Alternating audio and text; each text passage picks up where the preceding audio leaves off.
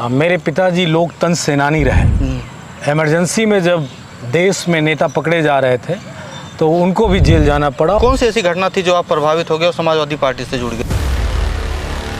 नेताजी मुलायम सिंह यादव जी के बारे में कहा जाता था कि हेलीकॉप्टर से उड़ते थे और ज़मीन देखकर बता देते थे कौन सा जिला, कौन सा क्षेत्र है, कौन सा विधानसभा है। ये समाजवादी पार्टी के प्रवक्ता कैसे बन गए आप? हम लोगों को इनविटेशन था, कार्ड था मेट्रो की तरफ से, राष्ट्रीय अध्यक्ष जी ने उसकी आधारशिला रखे थे। तो वहाँ जब गए तो वहाँ योगी आदित्यनाथ की पुलिस ने लाठीचार्ज कर। गौरव भाटिया जी का बयान था, उन्होंने क्या बोला था कि आप बोले कि टोटी की बात मत करो, नहीं तो एक समय आएगा फिर हर छेद से पानी निकलेगा। पर गौरव भाटिया इनको व्यक्तिगत में जवाब नहीं देना चाहता क्योंकि वो इस कद के नहीं है। 2-3 दिन पहले उनका एक डिबेट आया था, देखे थे आप? तो ट्वीट भी किए थे जी। कुर्ता पहने थे, नीचे कुछ पहने नहीं थे। ओम प्रकाश राजभर जी का मैं नाम ले रहा हूँ। समाजवादी पार्टी में थे, विधायक बने, 100% बने, बेटा नहीं बन पाया। हमसे गठबंधन तोड़ने के बाद जब वो एनडीए में गए और एनडीए में जब जाके उन्होंने काम किया तो उनका बेटा हारा चुनाव। तो पीडीए की बात करेगा, समाजवादी पार्टी उसकी बात करेगी। मैं इस बात का जवाब दे दूं कि समाजवादी पार्टी 2027 में अब तक का समाजवादियों का उत्तर प्रदेश में सबसे बड़ा बहुमत होगा। अगर आप मुझसे कह रहा हो तो वही होगा। भाजपा उत्तर प्रदेश में 100 के अंदर रहेगी। भाजपा अपना बोरिया बिस्तरा बांधेगी। 10 साल की लूट को कैसे छिपाया जाए, कैसे बचाया जाए, किस तरह एडजस्टमेंट किया जाए, उसकी तैयारी कर रहे हैं। आपको मालूम नहीं क्या? पीडीए का अर्थ बार बार बदल के जाता है। पी से कभी पत्रकार हो जाता है, कभी पंडित हो जाता है, कभी पीड़ित हो जाता है। इसी के प्रतिकार में बीजेपी हमको गुंडा कहती है। दोस्तों नमस्कार, आज हमारे साथ एक ऐसे शख्सियत हैं जो लगभग आप टीवी चैनल पे, न्यूज़ चैनल पे देखते रहते हैं, लगातार अपनी बेबाकी से आवाज़ उठाते रहते हैं। मनोज यादव जी साथ हैं। बहुत बहुत स्वागत है सर आपका। बहुत धन्यवाद। हम राजनीतिक इंटरव्यू तो करने के लिए आपसे अनुरोध तो किए ही हैं, हम आपसे पर्सनल भी जानना चाहते हैं। लोग हमारे पे कमेंट करते हैं, हम लोगों ने तो लगभग आपका 10 बार इंटरव्यू किया, लेकिन मैं खुद नहीं जानता हूँ मनोज यादव जी को। बस यही जानता हूँ राष्ट्रीय प्रवक्ता हैं समाजवादी पार्टी के। आप अपने बारे में बताइए। निश्चित तौर पे हर इंसान की अपनी एक साधारण इंसान की पहचान होती है जी। हम लोग भी गरीब परिवार में जन्म लिए। मुख्यतः मैं बाराबंकी जनपद का रहने वाला हूँ जी। अभी देखिए, हम जानते थे आप गोंडा के रहने वाले हैं। बताइए, हम इतना 10 इंटरव्यू कर चुके हैं, लेकिन निश्चित तौर पे मैं बाराबंकी जनपद का रहने वाला हूँ, एक साधारण से परिवार का जी। मेरे पिताजी लोकतंत्र सेनानी रहे। इमरजेंसी में जब देश में नेता पकड़े जा रहे थे तो उनको भी जेल जाना पड़ा और काफ़ी लंबे समय तक वो जेल में रहे। 6 महीने के बाद उत्तर प्रदेश में वो पहले व्यक्ति थे जिनको जमानत मिली इतने कम समय में। और साधारण परिवार से हूँ, लोकतंत्र सेनानी का बेटा हूँ। वहीं बाराबंकी जनपद में ही शुरुआती दौर में मेरी पढ़ाई आनंद भवन में हुई जी। इंटर तक नहीं, आनंद भवन शहर में था, वहाँ मेरी पढ़ाई हुई क्लास 4 तक। फिर इसके आगे की पढ़ाई मेरा कस्बा है सफदरगंज, वहाँ से हुई। और इंटर तक मैं कस्बे में ही अपने पढ़ाई किया, फतेहचंद जगदीश राय इंटर कॉलेज से इंटर किया। इसके बाद फिर मैं लखनऊ यूनिवर्सिटी आ गया और मैं अपने परिवार का पहला व्यक्ति था जो लखनऊ विश्वविद्यालय आया था पढ़ने के लिए, जिसका नाम लखनऊ विश्वविद्यालय में परीक्षा में आ गया था। आया था राजनीति करने के पर्पज़ से कि राजनीति करूंगा लखनऊ यूनिवर्सिटी में जी। लेकिन उस वक्त लखनऊ की राजनीति जो यूनिवर्सिटी की थी वो बड़ी अजीबोगरीब थी। बहुत सारे ऐसे लोग राजनीति कर रहे थे जो मेरी पसंद और मेरी समझ से अलग बात थी। तो आप ये नहीं सोचे कि छात्र राजनीति शुरुआत कर देते हैं, आगे तो सोचे होंगे कि नेता बनेंगे, क्योंकि आप प्रवक्ता तो बहुत बेजोड़ है समाजवादी पार्टी की। नहीं, मैंने कहा ना मैं लोकतंत्र सेनानी का बेटा हूँ। समाजवाद भी अपने अंदर था और लड़ने की क्षमता। आपके दौर में शासन चुनाव होता था कि नहीं होता? होता था, निश्चित तौर पे होता था। कौन बने? लेकिन जो पवन पांडे जी, कई सारे लोग जीते, कई सारे लोग जीते, कई सारे लोग उसमें जीते। लेकिन सबसे महत्वपूर्ण ये था कि वो जो तरीका था वो तरीका मुझे नहीं पसंद था। कैसा तरीका? उसमें लड़ाई झगड़ा, मारपीट, छात्र राजनीति में दूसरे गुटों से इस गुट की लड़ाई और फिर वहाँ पे कभी कभी हथियारों का चल जाना, वो मेरी समझ से परे था। हथियार चलते थे उस समय निश्चित तौर पे लखनऊ यूनिवर्सिटी में कई राजधानी में हथियार चलते थे, कई हत्याएं भी हुई, छात्र चुनाव लेके, कई छात्र संघ चुनाव को लेके कई छात्र नेताओं की जानें भी गई, जो शायद मेरे ख्याल से मैं उस परिपाटी उस सोच का व्यक्ति नहीं था। इनकलाब की बात तो थी, इनकलाब तो करना चाहता था, छात्रों के हित के लिए लड़ना चाहता था, लेकिन मेरी कभी ये मंशा नहीं रही कि कोई आपराधिक छात्र नेता तो कहते हैं कि हम लोग छात्र की आवाज़ उठाते हैं तो हत्या क्यों कर देते हैं सर फिर? नहीं, देखिए, छात्र राजनीति में उस वक्त कुछ ऐसे लोग भी इंटर कर गए जो आपराधिक प्रवृत्ति के थे। वर्चस्व की लड़ाई, वर्चस्व राजनीति में आने का एक ऐसा प्लेटफॉर्म था कि वो सोचते थे कि ना हो इन्हीं के माध्यम से चले और तो उसमें वो सारी, खैर उसमें कमेटियां बनी और तमाम सारी चीज़ें मिनिमाइज़ की गई, कई चीज़ें रोकी गई, वो सब अपनी जगह पे थी। लेकिन मेरी जर्नी लखनऊ यूनिवर्सिटी से आई, लखनऊ यूनिवर्सिटी से चलते चलते मैं चला गया दूसरी तरफ। मैं राजनीति में नहीं आया, लेकिन हमेशा से राजनीति में था, समाजवाद था, और जिस जनपद से मैं बिलोंग करता था वो भी समाजवादी जनपद था। तो लखनऊ यूनिवर्सिटी से फिर मैं नौकरी में चला गया, और नौकरी, लंबे समय तक नौकरी करने के बाद सब नौकरी किसमें, नौकरी किस चीज़ की? कई प्राइवेट कंपनियों में मैनेजर रहा और मेहनत की। उस दौर में 2010 तक एक बहुत बेहतरीन सैलरी मिला करती थी, जो शायद आजकल तो MBA करने वालों को उतने पैसे नहीं मिलता है। बढ़िया पैसा कमा, नहीं कमाया, नहीं मिलता था, वो तो सब लखनऊ जैसे शहर में कितना भी कमा लो सब कम है। तो फिर वहाँ से निकल कर शायद मुझे अच्छा नहीं लगा वो नौकरी। बढ़िया नौकरी थी तो राजनीति में क्यों आ गई? और समाजवादी पार्टी जुड़ गई जो सत्ता में ही नहीं है, पैसा फिर इसमें तो ये बात 2010 की है। 2010 में मैंने नौकरी छोड़ दी और मुझे लगा कि जो मैं कर रहा हूँ इसका बचा हुआ पार्ट क्या है, क्या बचेगा? आखिर में कोई काम करते हैं ना तो कुछ बचता है ना। पीछे घूम के देखा तो उस नौकरी में हमारे पास कुछ भी नहीं था। तो मैंने उसको छोड़ा, और छोड़ के उस वक्त पूरे प्रदेश में एक ही नाम की गूंज थी, अखिलेश यादव। क्योंकि माननीय राष्ट्रीय अध्यक्ष जी उस वक्त युवाओं के साथ प्रभारी थे और वो पूरे प्रदेश में प्रदेश अध्यक्ष भी थे शायद। नहीं, प्रदेश अध्यक्ष में भी थे प्रदेश अध्यक्ष थे।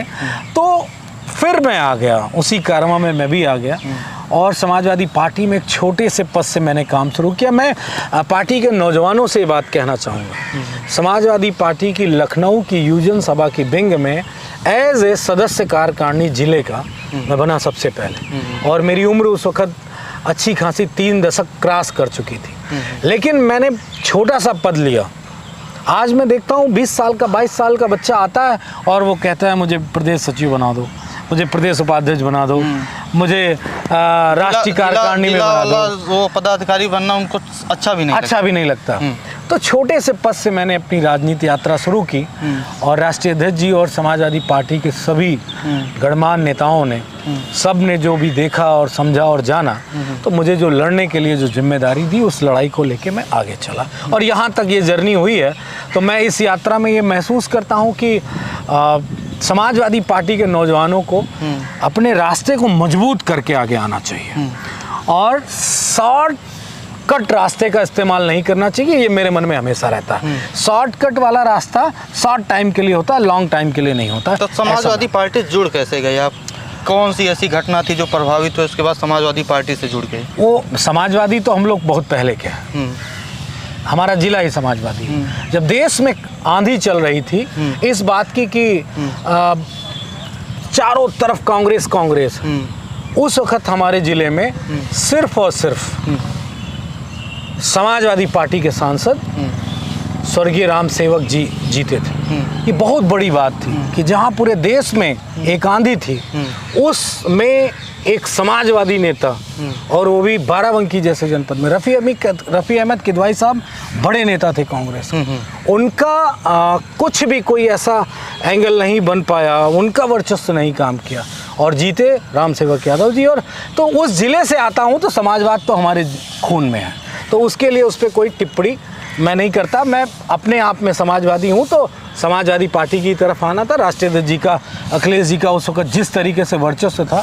उस वर्चस्व के तहत आगे। अभी आपने कहा कि 2010 में हमने समाजवादी पार्टी से जुड़ गए, प्रभावित हुए? कौन सी ऐसी घटना थी जो आप प्रभावित हो गए और समाजवादी पार्टी से जुड़ गए? देखिए, नेताजी का कोई ऐसा नाम, किस्सा हो जो बताइए जो हमारे ऐसी दर्शकों को। बहुत सारी बातें। नेताजी का जो नाम था, खासकर पिछड़े वर्ग में, पिछड़े वर्ग में जैसे उन्होंने जब कोई आरक्षण नहीं था तो पंचायत में और नगर निकाय में नेताजी ने मंडल कमीशन की सिफारिश से एक पिछड़ों को रिप्रेजेंटेशन का अवसर दिया, जैसे प्रधान बनने लगे, प्रधान बनने के लिए, चेयरमैन बनने के लिए, प्रमुख बनने के लिए, जिला पंचायत का अध्यक्ष बनने के लिए। विरोध भी उनका लेकिन खूब हुआ था। ठीक है, वो लोग विरोध करने वाले करेंगे, सभी कोई नहीं करेंगे। तो वहाँ पे ये था कि किसी तरीके से पिछड़ों को जो एक अपने अधिकार मिलने की बात थी, अपना रिप्रेजेंटेशन करने की बात थी, उससे सभी प्रभावित थे।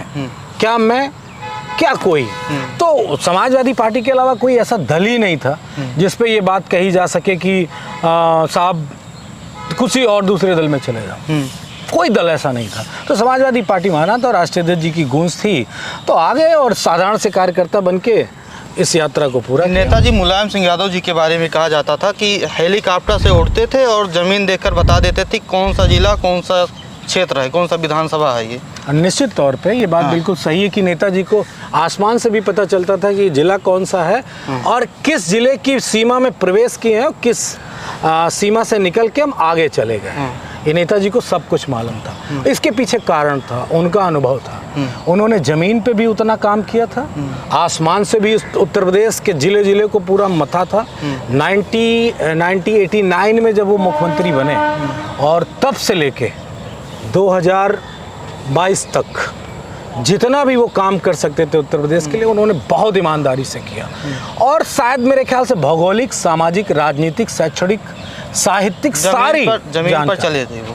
निश्चित तौर पर उत्तर प्रदेश की मैं आपको बताऊं, 10 साल की भाजपा की सरकार हो गई, एक साहित्यकार को ढंग से सम्मान नहीं दे पाई ये सरकार। नेताजी ने अपने तीनों मुख्यमंत्रित्व काल में और चौथे राष्ट्रीय अध्यक्ष जी के मुख्यमंत्रित्व काल में पूरी तरीके से जितना वो सम्मान दे सकते थे, किसी भी जाति का साहित्यकार हो, ब्राह्मण हो, क्षत्रिय हो, वैश्य हो, दलित हो, पिछड़ा हो, अल्पसंख्यक हो, किसी भी कम्युनिटी का साहित्यकार हो, अगर उसको सबसे ज़्यादा सम्मान किसी ने दिया तो आदरणीय नेताजी ने दिया, श्रद्धेय नेताजी ने दिया। और वही था कि कौन सा साहित्यकार आगे बढ़ सकता है, कौन सा साहित्यकार किसके पक्ष में लिख रहा है, क्या जनता को डिलीवर कर रहा है, ये सारी चीज़ें नेताजी को अच्छे से मालूम। अभी आपने कहा कि हमने छोटे से पदाधिकारी बनकर समाजवादी पार्टी को ज्वाइन किया था। समाजवादी पार्टी के प्रवक्ता कैसे बन गए आप? ये लड़ने की स्पिरिट थी, लड़ते थे। कई आंदोलन लखनऊ में हुए। मुझे याद है जब मेट्रो का उद्घाटन था योगी आदित्यनाथ जी की सरकार में, तो मैं पहले तो आप अखिलेश जी से मिले होंगे ना, तो कोई बात से वो आपसे प्रभावित हुए होंगे कि ये खूब जानकार हैं। पहले से मिलता रहता था, हमेशा यूथ में था मैं, यूथ का मीडिया प्रभारी था छात्र सभा का उत्तर प्रदेश का, तो जब सरकार थी तब अक्सर मिलता रहता था। तो एक आंदोलन में मेरा वीडियो वायरल हुआ, सारे अधिकारी खड़े थे पुलिस के और हम लोगों को मेट्रो ने, राष्ट्रीय अध्यक्ष जी ने कार्ड दिए थे, वो कार्ड मेरे पास आप भी रखा है। वो कार्ड लेके हमको मेट्रो से यात्रा करनी थी, कृष्णा नगर मेट्रो स्टेशन से लेके और म्युनिसिपल उद्घाटन हुआ था, जब उद्घाटन जिस दिन ये योगी सरकार कर रही थी, तो हम लोगों को इनविटेशन था, कार्ड था मेट्रो की तरफ से, राष्ट्रीय अध्यक्ष जी ने उसकी आधारशिला रखी थी। तो वहाँ जब गए तो वहाँ योगी आदित्यनाथ की पुलिस ने लाठी चार्ज करवाई, हमने देखा था, उसमें मुझे बहुत मारा गया, मेरी पूरी पीछे का पोर्शन काला कर दिया था, पैरों में इतनी लाठियाँ पड़ी, हाथों हाथ मेरा इतना सूजा हुआ था, इतने डंडे पुलिस ने मारे। और मेट्रो का उद्घाटन था। हमारा कसूर इतना था कि हम समाजवादी लोग लाल टोपी लगा के मेट्रो में सफ़र करना चाहते थे, जो योगी आदित्यनाथ की पुलिस नहीं करने दे रही। हमारे साथी हैं वरिष्ठ समाजवादी नेता केकेसी के पूर्व अध्यक्ष जय सिंह जयंत जी, उनका सर फाड़ दिया, वो खून से लहूलुहान हो गए। तो उसमें मेरा वीडियो वायरल हुआ, मुझे बहुत ज़्यादा मारा गया। दूसरी घटना जो सबसे ज़्यादा लाइट आई, राष्ट्रीय अध्यक्ष जी विधानसभा में के सामने धरने पे बैठ गए थे, याद होगा आपको, और चारों तरफ से बैरिकेडिंग कर दी गई। मैं पुलिस वालों से भिड़ के लड़ के, कम से कम आधा दर्जन से ज़्यादा पुलिस के इंस्पेक्टर और दरोगा थे, उनसे लड़ के, उनसे लड़ाई धक्का मुक्की करके मैं राष्ट्रीय अध्यक्ष जी के आंदोलन तक पहुंचा। तो उसमें मेरा वीडियो वायरल हुआ, मार खाने का भी वीडियो वायरल हुआ। पुलिस से लड़के आगे भाग के उनके आंदोलन में शामिल होने का वीडियो वायरल हुआ। तो राष्ट्रीय अध्यक्ष जी से बातें हुई, बहुत सारी चीज़ें उन्होंने पूछी और फिर मैं टीवी पे बोलने लगा था 2017 के बाद से ही बाइट देने लगा था। और जो चैनल मुझे बुलाते थे उत्तर प्रदेश के, उन सब को बुला के हम लोग जो भी पार्टी का वर्डिक्ट होता था एज ए लीडर रखते थे। और राष्ट्रीय अध्यक्ष जी सदैव कहते थे, जब मैं कभी या मेरी सिफारिश होती थी या कोई कहता था कि आपको प्रवक्ता होना चाहिए, तो राष्ट्रीय अध्यक्ष जी कहते थे सीखो, बोल तो रहे हो टीवी पे, सीखो। तो उस बात को मुझे लगता है सीखने में मुझे 5-6 साल का समय लगा कि टीवी पे कैसे अपनी बात को रखनी है, कैमरा को कैसे फेस करना है, माइक आए तो क्या बोलना है। कभी कोई गलत बात बोल देते थे, कभी कोई अच्छी बात बोल देते थे, कभी पार्टी लाइन से अलग हो जाते थे। क्यों? चूँकि पार्टी लाइन नहीं मालूम होती थी कि पार्टी की लाइन इस मुद्दे पर क्या है। तो जो आता था न्यायोचित लगता था कि अन्याय के खिलाफ बोलना है तो बोल देते थे। तो वो सारी चीज़ें लगभग मेरे ख्याल से बहुत सारे पत्रकारों ने, बहुत सारे पार्टी के लोगों ने राष्ट्रीय अध्यक्ष जी से कहा कि मनोज अच्छा बोलते हैं। तो राष्ट्रीय अध्यक्ष जी ने उस बात पे विश्वास करके मुझे पार्टी की प्रवक्ता की जिम्मेदारी दी और मैं उनका शुक्रगुजार हूँ कि मैं उनकी सेना का एक अदना सा छोटा सा सिपाही हूँ और मैं लड़ाई लड़ता हूँ अपनी पार्टी की, अपनी विचारधारा की और उत्तर प्रदेश के शोषित, वंचित और इस तरह के लोगों। आप समाजवादी पार्टी के प्रवक्ता हैं, विपक्ष के प्रवक्ता हैं।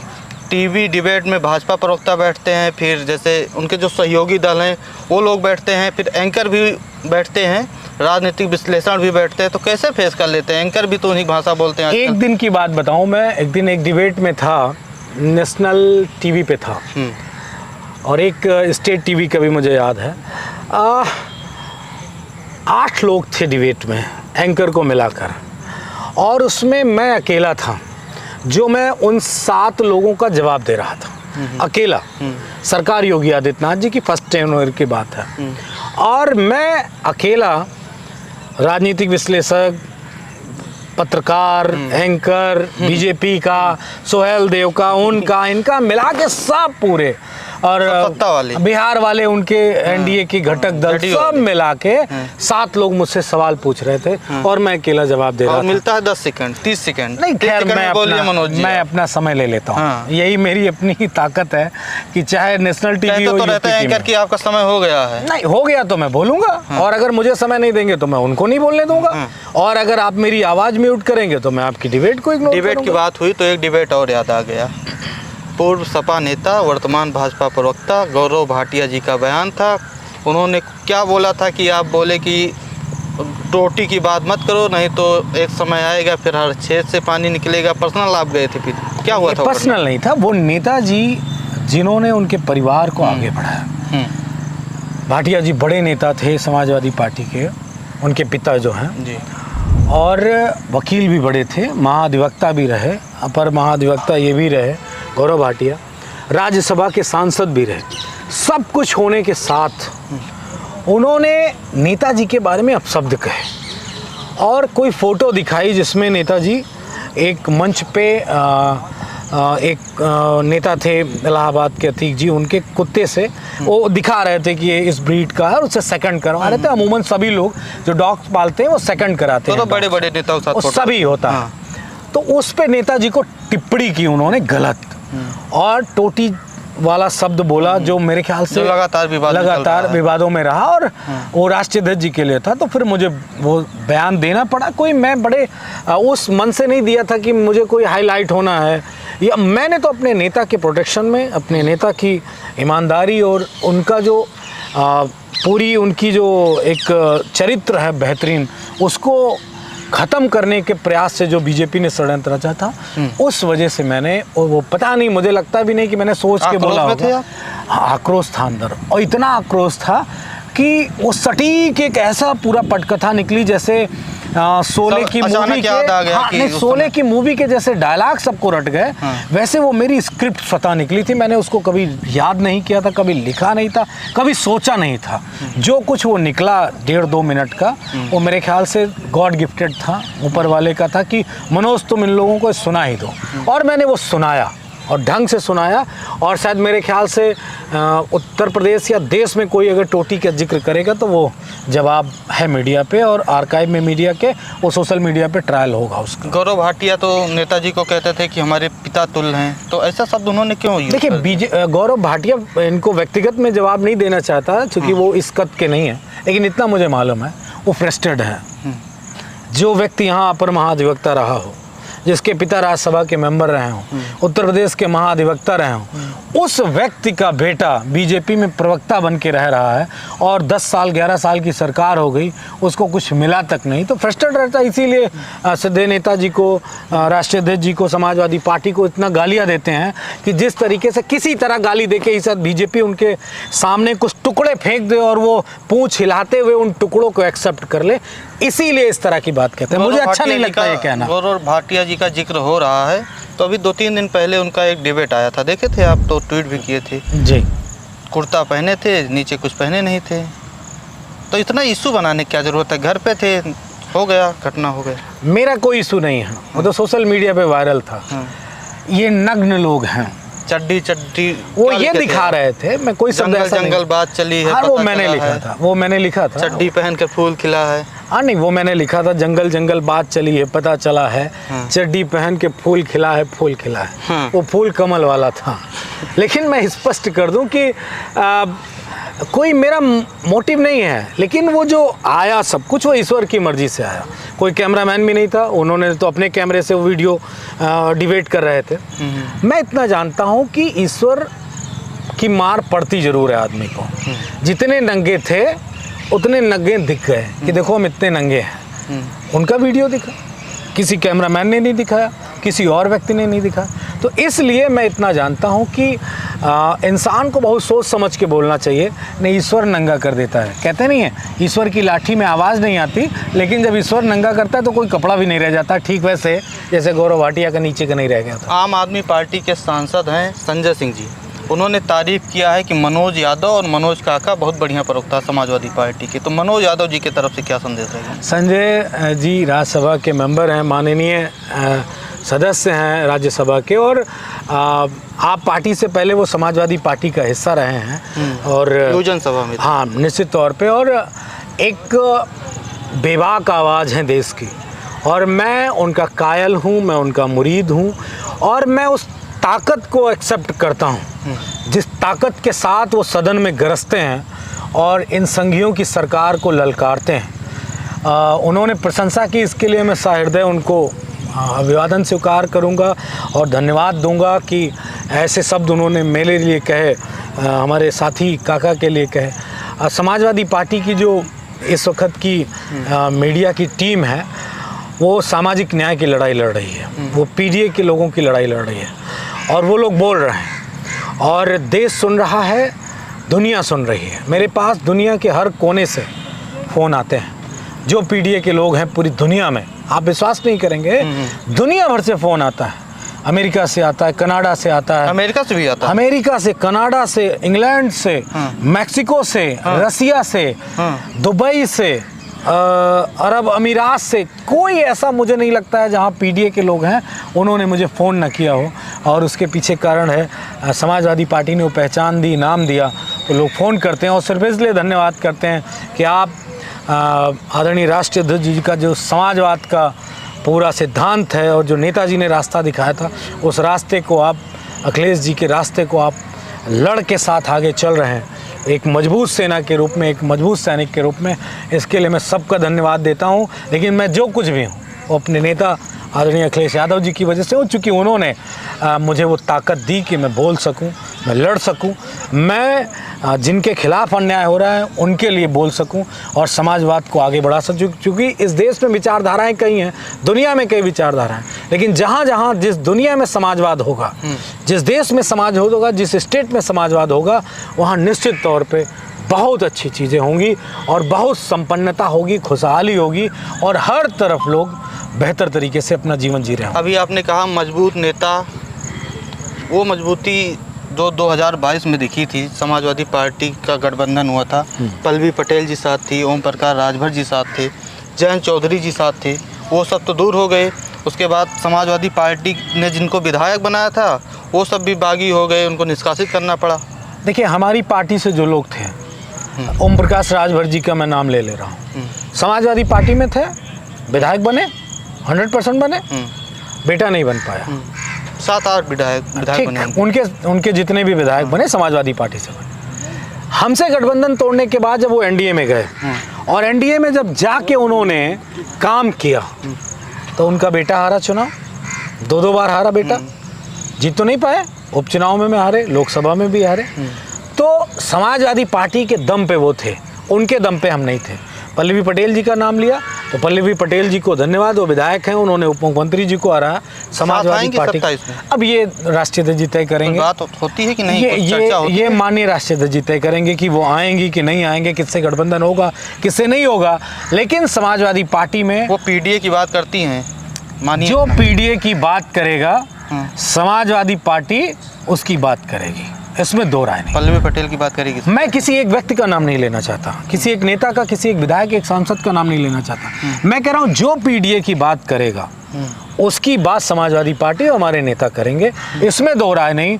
बहुतों को दिया है और बहुतों को देना बाकी है। 2022 के विधानसभा चुनाव में आज़ाद समाज पार्टी के नेता चंद्रशेखर आज़ाद को भी सीट देने की तैयारी थी अखिलेश यादव जी की तरफ से। गठबंधन नहीं हुआ, 24 में वो नगीना से सांसद बनी।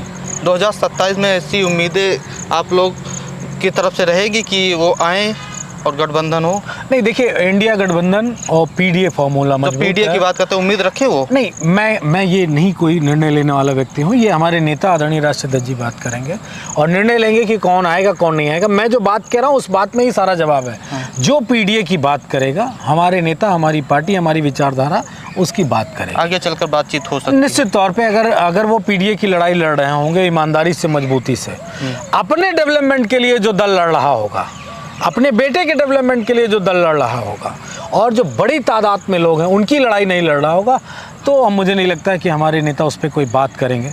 जो जेन्युइन लड़ाई होगी उस पर जो होगा दल, जो नेता, उसकी बात हमारे नेता जरूर करेंगे।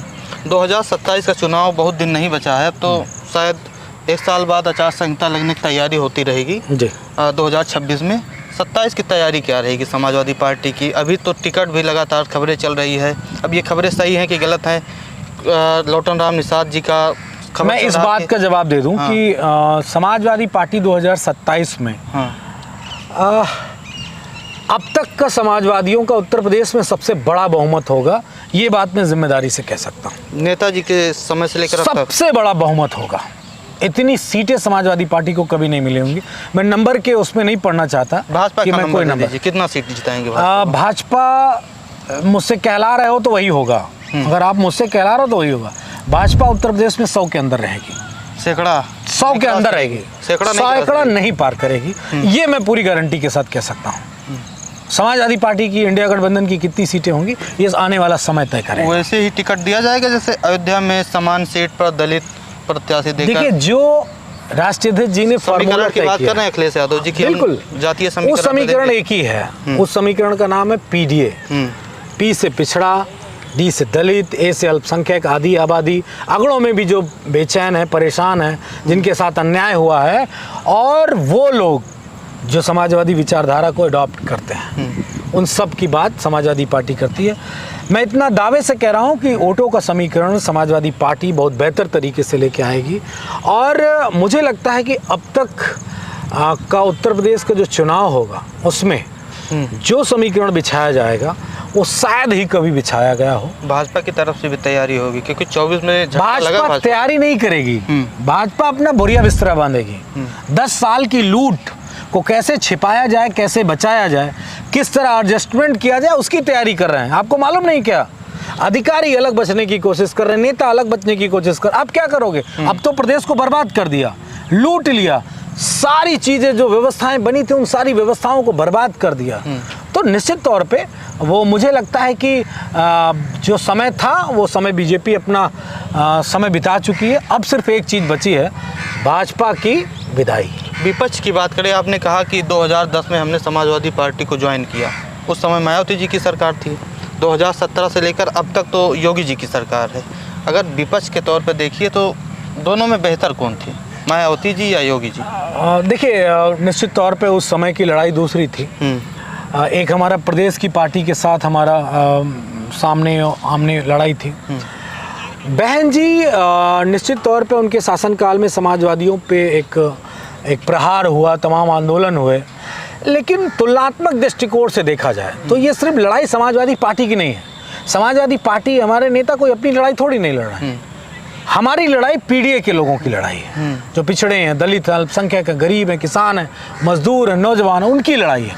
तो उस लड़ाई को देखा जाए तो मायावती जी ने इतने अधिकार नहीं खत्म किए थे पिछड़े और दलितों के, जितने अधिकार योगी आदित्यनाथ ने खत्म किए। पीडीए की बात कहीं ना कहीं लगता है आपको कि मायावती जी भी करती थी?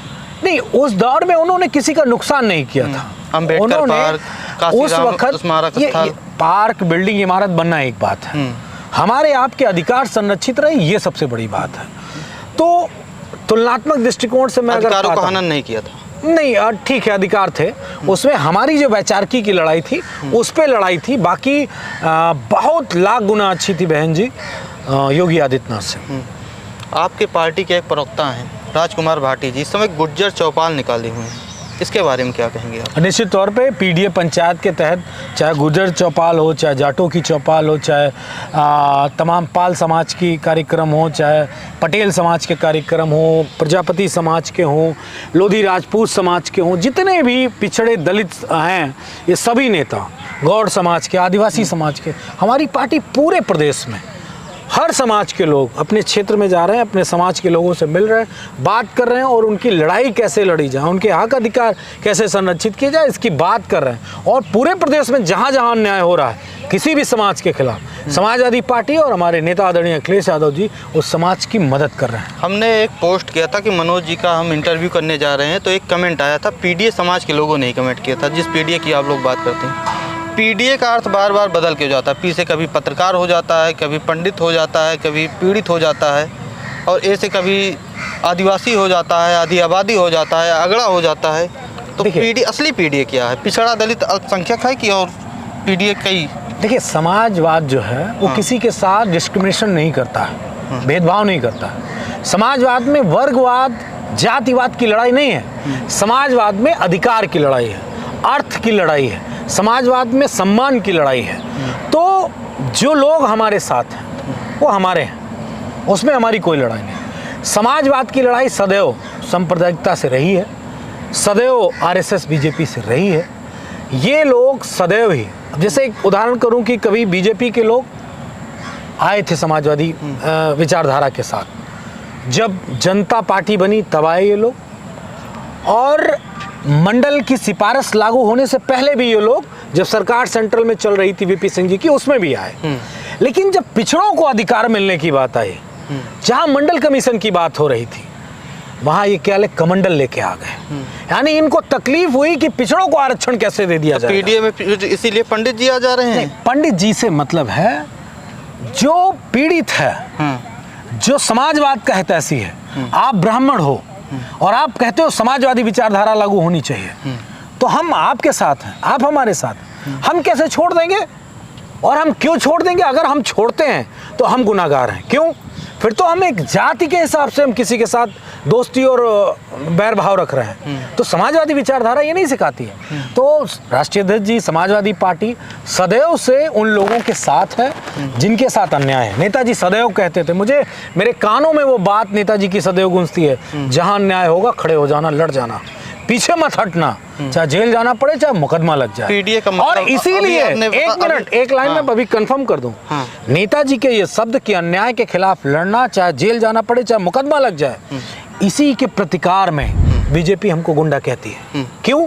हम किसी गरीब के हक की लड़ाई करने के लिए लड़ गए, अधिकारी से सवाल जवाब कर दिया, नेता से काला झंडा नेता को दिखा दिया, नेता का घेराव कर लिया, इसीलिए हमको गुंडा कहते हैं। क्या कोई हमने बीजेपी का घर थोड़ी नहीं कब्जा कर लिया? बीजेपी वालों का कोई हमने उनकी दुकान पे थोड़ी नहीं कब्जेदारी कर ली?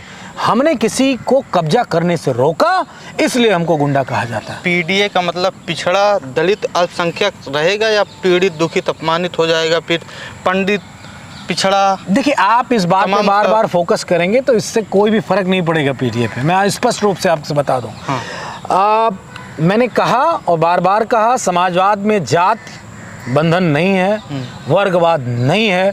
समाजवाद सामाजिक न्याय की लड़ाई है। सामाजिक न्याय की लड़ाई में अगर किसी ब्राह्मण को, किसी क्षत्रिय को, किसी वैश्य को परेशान किया जाएगा तो समाजवादी पार्टी, PDA का हमारे मतलब सामाजिक नेता न्याय। सदैव खड़े होंगे, निश्चित तौर पे। लेकिन अगर दूसरा पहलू देखेंगे आप तो अन्याय किस पे ज़्यादा होता है? किस पे होता है? कौन से पीडीए पे होता पिछड़े है? पे? माने पंडित वाले पे अन्याय ज़्यादा होता है या सबसे ज़्यादा पिछड़े वाले पे? अन्याय पिछड़े पे होता है, हाँ। दलित पे होता है, अल्पसंख्यक पे होता है, हाँ। सबसे ज़्यादा। तो उसकी लड़ाई तो है ही है। लेकिन जो लोग पीड़ित हैं, दुखी हैं, अपमानित हैं, उनकी भी लड़ाई लड़ेंगे।